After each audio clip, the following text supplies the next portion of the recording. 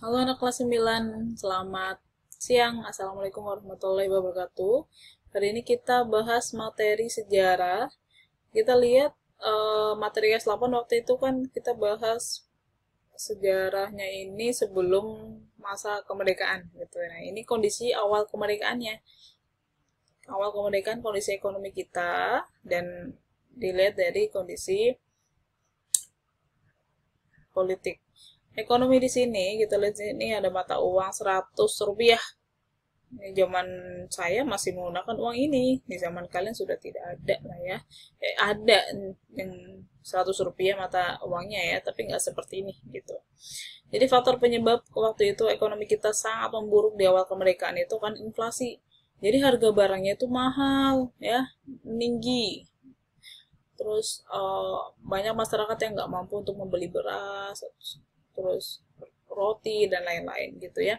Dan yang kedua adalah karena kondisi waktu itu kita di blokade. Blokade itu adalah kita tidak bisa ekspor, kita tidak bisa jual barang-barang komoditi Indonesia gitu ke negara-negara lain. Padahal itu kan kondisi kas kita itu kosong, harus mengisi kekosongan kas, namun kita menjual barang pun tidak bisa di blokade ya. Jadi banyak sekali patroli laut oleh Belanda ya. Ketika kita ketahuan melakukan ekspor ya pasti kapalnya itu disuruh putar balik dan bongkar muat. Terus usaha untuk menembus blokade waktu itu yang pertama adalah diplomasi beras. Jadi namanya adalah India Rice. Rice nasi gitu ya, India Rice gitu. Terus waktu itu memang karena kondisi India itu kan sedang krisis kelaparan, krisis pangan gitu ya. Kita membantu mereka mengirimkan 500.000 ton beras untuk mencoba membuka blokade Belanda, dan itu berhasil. Kenapa bisa berhasil? Kenapa yang lain enggak gitu ya? Kenapa kita ekspor nggak bisa, untuk kegiatan perdagangan nggak bisa? Karena Belanda taunya kita hanya memberi bantuan seperti itu ya. Ini cara yang dilakukan Indonesia untuk menembus blokade ya, mengadakan hubungan dengan dagang ya langsung dengan luar negeri gitu, kayak contohnya ke Singapura dan Amerika. Namun yang Amerika itu gagal karena waktu itu ketahuan oleh patroli Belanda ya.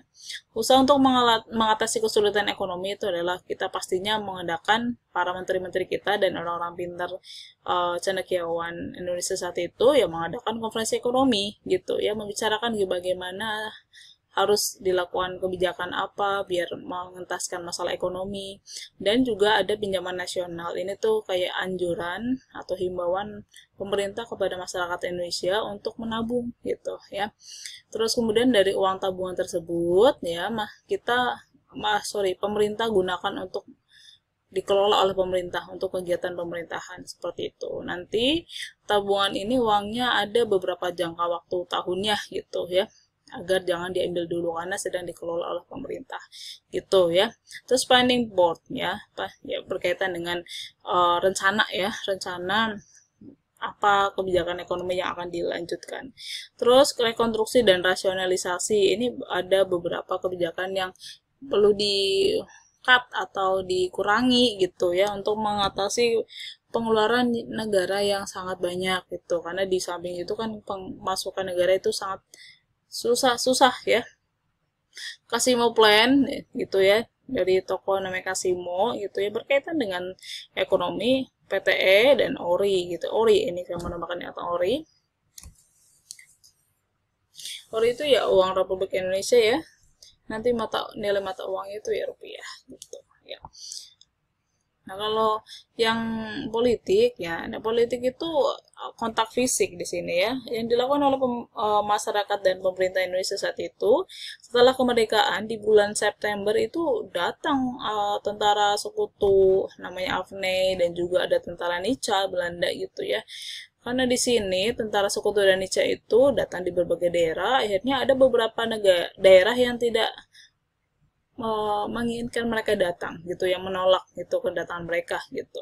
Terus terjadilah beberapa peperangan di berbagai daerah, nanti kita bahas itu peperangannya ya. Terus kemudian ya bukan hanya cara peperangan atau kotak fisik ya, tapi waktu itu hal yang dilakukan adalah pembentukan RIS oleh pemerintah Nica atau pemerintah Belanda gitu ya. Jadi di sini Belanda mencoba memecah belah Indonesia dengan membentuk ada yang namanya negara boneka. Negara boneka ini namanya RIS gitu, Republik Indonesia Serikat. Ada juga Republik Indonesia gitu ya. Negara-negara yang termasuk bagian di sini ya berarti negara yang dipengaruhi oleh Belanda waktu itu ya. Cara yang dilakukan oleh orang Indonesia atau pemerintah waktu itu adalah diplomasi, berunding. Karena memang kalau kita lihat di kontak fisik, banyak sekali korban jiwa. Alhasil, cara yang dilakukan lebih tepat menggunakan cara diplomasi untuk menyelesaikan masalah gitu ya. Di samping itu memang mencari dukungan internasional gitu ya, agar dunia internasional itu kemudian menyoroti permasalahan yang ada di Indonesia. Ini bukan permasalahan dalam negeri, karena waktu itu kan memang sekutu yang menang dan Belanda boleh kuasa di sini lagi karena Jepang itu kalah gitu. Itu anggapan ada yang seperti itu ya. Nah, ini Indonesia mengupayakan sekali agar dunia internasional menyoroti bahwa ini bukan masalah intern antara Belanda sama Indonesia, ini masalah internasional karena berkaitan HAM dan status kita sudah melakukan proklamasi dan beberapa negara sudah mengakui kita berdaulat. Gitu ya. Alhasil di sinilah beberapa kali dilakukan perundingan ya, dari Hoge Value gitu ya, terus kemudian Linggarjati, Renvir Boyen, Konferensi Internasional Indonesia, dan juga KMB gitu ya. Nah, di sini ya, jadi ada perlawanan terhadap tentara sekutu dan Nica, ini yang paling depan tadi kontak fisik ya. Ada pertempuran Surabaya, jadi kan di sini kronologinya ya. Oktober 45 itu di Surabaya itu sekutu datang. Awalnya memang disambut baik ya, karena tujuan mereka menciptakan kedamaian antara Indonesia dengan Jepang di Surabaya. Namun pada pelaksanaannya tuh mereka tidak menjalankan tugas dengan baik hingga menimbulkan kemarahan masyarakat Surabaya. Gitu. Kenapa dikatakan menimbulkan kemarahan? Ternyata mereka ini menginginkan masyarakat Indonesia itu, TNI kita nggak boleh pegang senjata dan dilucuti, sebutannya seperti ya, dilucuti senjata. Terus kemudian mereka membebaskan tawanan Belanda yang dulu ditawan oleh Jepang itu, dan mereka tawanan tersebut dikasih senjata itu ya. Terus kemudian di sini pada puncaknya itu Jenderal Malabi itu terbunuh gitu 30 Oktober 45. Nah, ada di sebuah insiden di gedung Bank Internatio yang memicu kemarahan pihak sekutu dan memaksa rakyat Surabaya itu mengadakan perlawanan terhadap sekutu yang terkenal namanya Pertempuran Surabaya. Nah, gitu ya. Jadi sekutu di sini tuh marah karena jenderalnya terbunuh gitu ya. Konflik tersebut terjadi hingga 28 November. Meskipun masih saja terjadi perlawanan sporadis di berbagai daerah di Surabaya. Setelah 28 November itu ada beberapa perlawanan kecil-kecil di Surabaya. Terus kemudian pertempuran Palagan Ambarawa atau biasa disebut pertempuran Ambarawa itu kronologinya adalah di Oktober, sama-sama seperti yang di Surabaya, sama-sama Oktober. Dan mereka kan tentara sekutu kan memencar, nggak hanya di satu daerah aja ya. Sampai dan 2 November 45 berhasil mengadakan perundingan dengan Indonesia sehingga menghasilkan beberapa kesepakatan. Namun pada pelaksanaannya sekutu mengingkari isi perjanjian tersebut sehingga memicu kemarahan TKR, Tentara Keamanan Rakyat, dan Kelaskaran Rakyat, dan memaksa untuk mengadakan perlawanan terhadap sekutu. Gitu. Jadi perundingan itu tidak mencapai kesepakatan pada dasarnya ya. Pertempuran pertama itu di 20 November ya, kemudian meluas ke seluruh daerah di Ambarawa.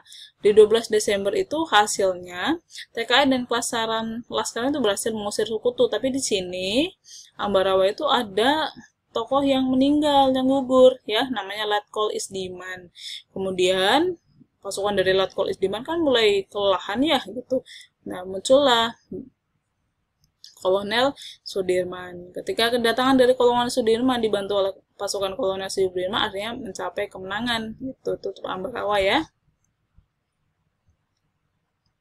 Sedangkan yang ketiga ya, ada Medan Area. Ini Nica di Sumatera Utara, Medan, ya kan, di 9 Oktober 45. Nah, di sini memunculnya sekutu. Permasalahannya itu muncul ketika Nica ini, tentara Belanda ini, membebaskan tawanan perang dan langsung membentuk pasukan Kenil. Knil itu adalah Koninklijke Nederland-Indisch Leger. Ini adalah tentara kerajaan Belanda.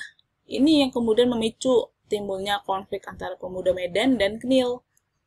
Pertempuran pertama terjadi di 13 Oktober hingga menjalar ke berbagai daerah ya. Mengetahui insiden tersebut, maka Inggris kemudian memberi ultimatum kepada rakyat Medan untuk menyerah dan menyerahkan semua senjata, memasang peringatan di penjuru kota. Nah, dikenal dengan sebutan Medan Area. Makanya beberapa penjuru kota jadi disebutnya area Medan Area gitu ya.